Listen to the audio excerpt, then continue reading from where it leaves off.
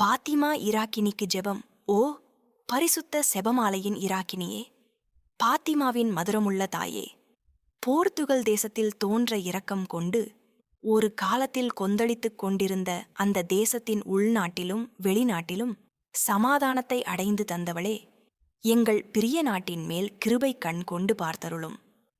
பாதாளத்தில் வீழ்ந்து கிடக்கும் அதனை உமது வல்லமையால் உயர்த்தி ஞானத்திலும் உறுதியான ஒழுக்கத்திலும் அதை மீண்டும் ஸ்தாபிக்கும்படி உம்மை இறந்து மன்றாடுகிறோம். சமாதானத்தை திரும்பக் கொண்டு வாரும். அன்றியும் பூமியிலுள்ள சகல மனிதர்களுக்கும் சமாதானத்தை கொடுத்தருளும். அதனால் எல்லா தேசத்தவர்களும், முக்கியமாய் எங்களுக்குச் சொந்தமானவர்கள், தேவரீரை தங்கள் இராக்கினியாகவும் சமாதானத்தின் இராக்கினியாகவும் வாழ்த்தி ஆனந்திக்க கடவார்கள். ஆமென். சமாதானத்தின் இராக்கினியே, மனு குலத்துக்கு நிலையான சமாதானத்தை அடைந்து தந்தருளும். ஆமென். தூய பாத்திமா அன்னை என்ற பெயர் போர்ச்சுக்கல் நாட்டின் பாத்திமா நகரில் 1917 மே 13 முதல் 1917 அக்டோபர் 13 வரை லூஷியா சாண்டோஸ், ஜெசிந்தா மார்த்தோ, பிரான்சிஸ்கோ மார்த்தோ என்ற 3 சிறாருக்கு அன்னை மரியா அளித்த காட்சியின் அடிப்படையில் அவருக்கு வழங்கப்படுகின்ற பெயராகும். இந்த உலகின் பல்வேறு இடங்களில் மரியன்னை அளித்த காட்சிகளில் சிறப்பு வாய்ந்ததாக பாத்திமா நகர் காட்சியும் விளங்குகிறது. 2ஆம் உலகப் போர், ரஷ்ய நாட்டின் மனமாற்றம் ஆகியவை பற்றி பாத்திமா அன்னை வழங்கிய முன்னறிவிப்புகள் அப்படியே பலித்ததால் பாத்திமா காட்சி மிகவும் பிரபலமடைந்தது. 2. பாத்திமா அன்னையின் திருவிழாமே 13ஆம் தேதி கொண்டாடப்படுகிறது. 1916ஆம் ஆண்டு வசந்த காலத்தில் போர்ச்சுக்கல் நாட்டின் பாத்திமா பகுதியில் ஆடுகளை மேய்த்துக் கொண்டிருந்த சிறுவர்களான லூசியா சாண்டோஸ், ஜெசிந்தா மார்த்தோ, பிரான்சிஸ்கோ மார்த்தோ ஆகியோருக்கு முன்பாக ஒரு வானதூதர் தோன்றி தன்னை சமாதானத்தின் தூதர் என்று அறிமுகம் செய்தார். மேலும் அவர், நான் போர்ச்சுக்கல் நாட்டின் காவல் தூதர், நீங்கள் பாவிகளுக்காக செபிக்க வேண்டும் என்றும் சிறார் மூவரிடமும் கூறினார். 1917 மே 13ஆம் தேதி அதே வானதூதர் மீண்டும் சிறார் மூவர் முன்னும் தோன்றிய வானதூதர் கையில் நற்கருணையை ஏந்தியிருந்தார். அவரது கையில் இரசக் கிண்ணமும் அதன் மேலே அந்தரத்தில் மிதந்தவாறு நற்கருணை அப்பமும் காட்சியளித்தன. நற்கருணையில் பிரசன்னமாகியிருக்கும் இயேசு கிறிஸ்துவிடம் கூறுமாறு பின்வரும் செபத்தை வானதூதர் அவர்களுக்கு கற்றுக் கொடுத்தார். என் கடவுளே, நான் உம்மை விசுவசிக்கிறேன், நான் உம்மை ஆராதிக்கிறேன், நான் உம்மை நம்புகிறேன், நான் உம்மை நேசிக்கிறேன். உம்மை விசுவசிக்காதவர்களுக்காகவும் உம்மை ஆராதிக்காதவர்களுக்காகவும் உம்மை நம்பாதவர்களுக்காகவும் உம்மை நேசிக்காதவர்களுக்காகவும் உம்மிடம் மன்னிப்பு கேட்கின்றேன். இறுதியாக, இயேசு மற்றும் அன்னை மரியாவின் இதயங்கள் நம் மன்றாட்டுகளுக்கு செவி கொடுக்க காத்திருக்கின்றன என்று கூறி வானதூதர் அவர்கள் முன்னிருந்து மறைந்தார். அந்த தூதர் மறைந்தவுடன் சிறிது நேரத்தில் சிறார்கள் ஆடு மேய்த்துக் கொண்டிருந்த கோவாடா இரியாவின் ஒரு புதர் செடியின் மீது ஒளிமயமான ஒரு மேகம் வந்து இறங்கியது. 3 அந்த மேகத்தின் மேல் அன்னை மரியா தோன்றி காட்சியளித்தார். லூசியா சாண்டோஸ், ஜெசிந்தா மார்த்தோ, பிரான்சிஸ்கோ மார்த்தோ ஆகிய 3 பேரும் அந்த காட்சியைக் கண்டனர். மரியன்னை அவர்களிடம், நான் செபமாலை அன்னை என்று தன்னை அறிமுகம் செய்து கொண்டார். மேலும் அந்த 3 சிறாரும் தொடர்ந்து ஒவ்வொரு மாதமும் 13ஆம் தேதி அதே இடத்திற்கு வரவேண்டும் என்று மரியா கட்டளையிட்டார். ஜூலை 13ஆம் தேதி அன்னை மரியா காட்சியளித்தபோது சிறுவர்களுக்கு நரகத்தின் கொடிய வேதனைகளைக் காண்பித்தார். பாவிகள் மனம் திரும்ப செப தவ முயற்சிகளை மேற்கொள்ள வேண்டும் என்றும் மரியன்னை அறிவுறுத்தினார். மக்கள் நரகத்தில் விழாமல் இருக்க, ஓ என் இயேசுவே, எங்கள் பாவங்களை மன்னியும், நரக நெருப்பிலிருந்து எங்களை மீட்டுள்ளும், எல்லாரையும் விண்ணகப் பாதையில் நடத்தியருளும். உமது இரக்கம் யாருக்கு அதிகம் தேவையோ அவர்களுக்கு சிறப்பாக உதவி புரியும் என்ற செபத்தை செபிக்குமாறு மரியா கற்றுக் கொடுத்தார்.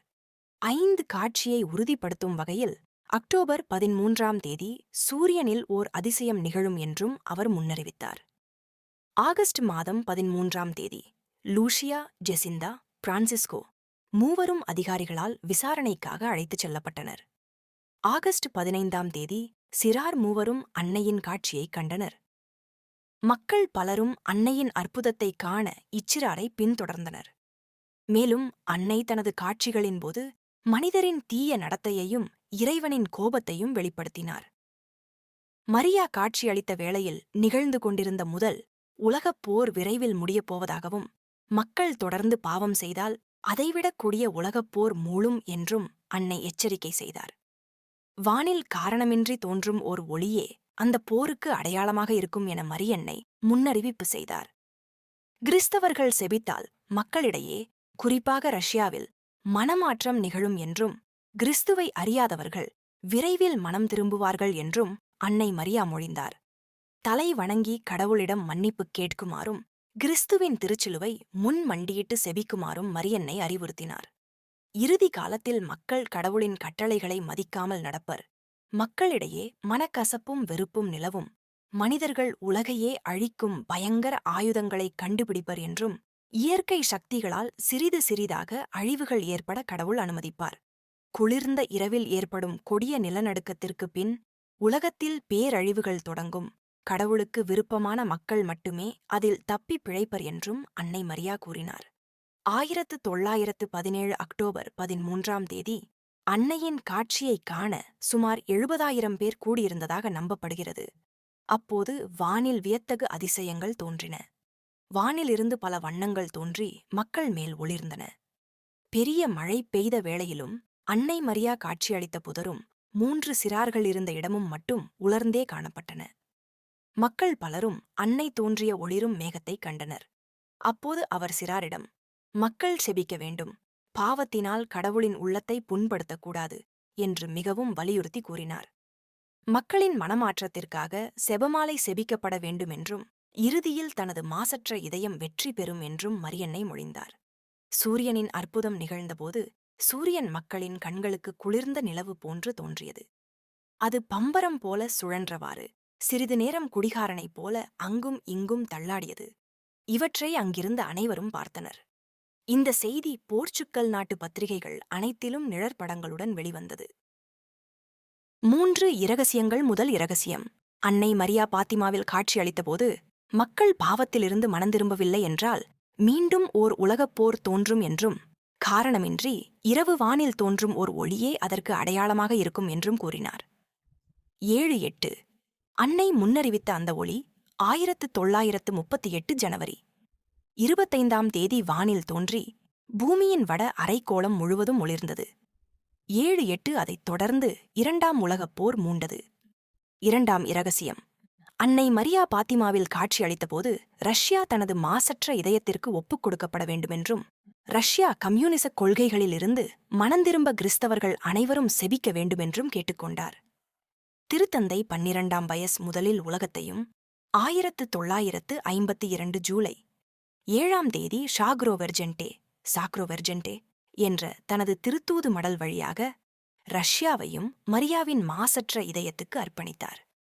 1984 திருத்தந்தை 2ஆம் ஜான் பால் உலகத்தை மீண்டும் மரியாவின் மாசற்ற இதயத்துக்கு அர்ப்பணித்தார்.